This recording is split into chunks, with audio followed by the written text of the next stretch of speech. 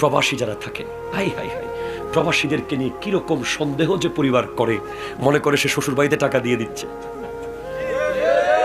আবার মনে করে সে আর পার্সোনাল ব্যাংক করেছে, সেখানে সব জমাই ফেলতেছে, বাড়িতে টাকা দিচ্ছে না।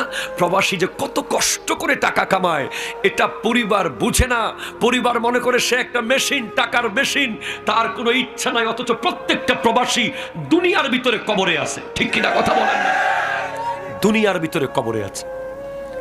তোমার মন চাইলে আলু ভর্তার ডাল রান্না করে মায়ের হাতে খেতে পারো, প্রবাসী পারে না।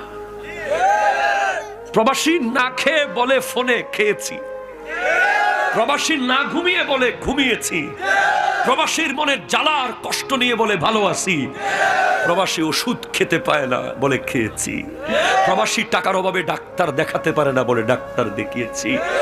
আমাদের প্রবাসী ভাইদের প্রতি যথেষ্ট সন্দেহ করে অনেক বাবা মারা। দরকার নাই সন্দেহ করার।